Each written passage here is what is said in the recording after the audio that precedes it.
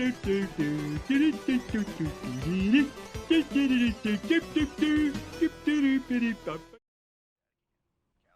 I'm playing Moons of Madness on PC, developed by Rock Pocket Games and released back in 2019. I'm playing this off a Steam Deck with an Xbox controller linked to it. It plays decent enough this way. Moons of Madness is a science fiction cosmic horror game told in the first person, and the game's been out a few years. And the weird thing is, early on I ran into graphics colliding issues. Just graphics in the background pushing through each other. I was driving in a Rover, and it kind of made me assume the game was still in its beta. But it's not. It's released. This one thing isn't a game breaker, and I didn't really run into it again, but that one moment near the start, it made me really think maybe this wasn't a fully baked game. But you're a scientist on Mars, and you're working in a small science station, and things have started to go astray. It starts with you having a nightmare, which I guess on paper feels like a cliche way to start a horror game, but I'm okay with what they did here. It works. Now, I have to say, I really like the setting here. I think Mars looks great, and it helps give this game a claustrophobic feeling, which I really like. We're in a situation where you live in an isolated pod, you're on another planet, and you really have no place to run. I think this is a pretty decent setting, and I like the design. And I think the graphics are there to match too, so pretty solid in that arena. But what we end up getting is a linear experience that is so linear. You could make an argument that this is less of a video game and more of a video novel of sorts. You don't have any weapons, no skills, no upgrades. There are no discussion trees, there's no inventory, there's none of the normal stuff you would expect with a modern video game.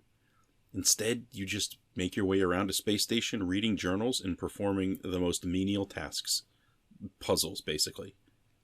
If you play this game, all the interaction points that you're going to experience are going to be ones that I'm going to experience. We're going to do the exact same thing. It's the same thing. You can only do it one way. You find a power cell and take it. Now plug that power cell into the spot that needs a power cell and move forward. We have no random creatures that spawn, but when enemies do appear, they're really not enemies because you're not fighting them, but all you need to do is run in the other direction. Just make a line for the exit and you're fine. I never really found myself getting caught and killed.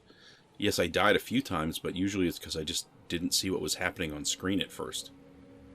The one time I found myself struggling in this game, one time, there was one section where you had to run, and it was only a result of me forgetting that there was actually a run button. Yeah, that sounds like a major mechanic, being able to run away from something, but when you're outside, running isn't really visually that different than walking, so it's kind of forgettable. I realized I wasn't running, and then I beat that section. It was that easy. We do get a variety of different settings throughout the game, though. I mean, yes, we're on Mars, but there is a varied amount of places that you visit, which I thought was interesting. And I don't want to spoil the story here, just that there are these different areas.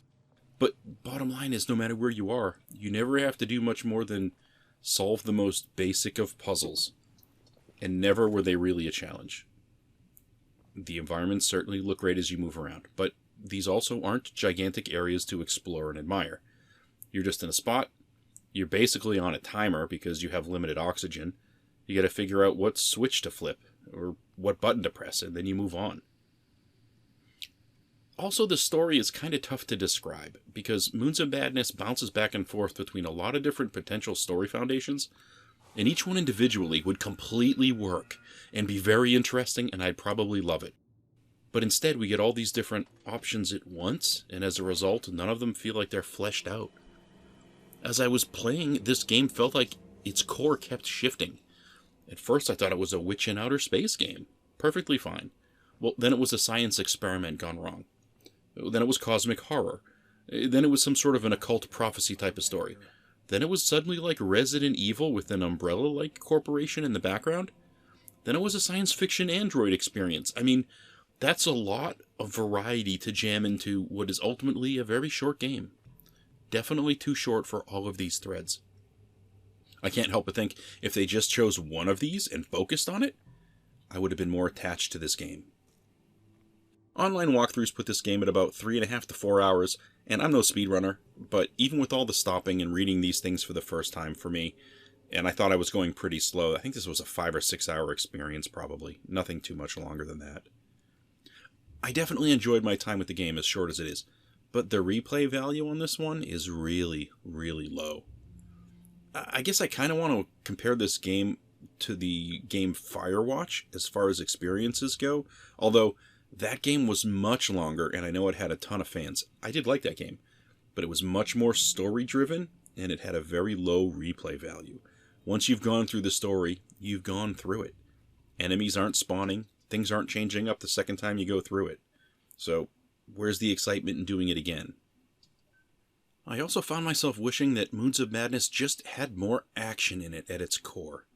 Yeah, we get a few jump scares, of course, but I never really felt like I was in any danger at any one point. If there were weapons and fighting, I think it would have transformed this game into something with much more at stake. It would have upped the danger, it would have made it feel like an adventure, not just sort of a get your way through whatever the obvious path is. If you're a fan of horror games, I am. I can see you wanting to play this game for the experience, but I also wouldn't want you to pay a AAA price for it.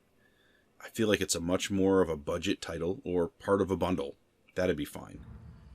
As I said before, the design looks great in this one. I love the planet, I love the way the base looks. Some of the animations are great too. This is kind of what I would expect a space station to look like. It's visually very interesting. But past that interest, when we get to story, it's convoluted and just not that exciting, I suppose.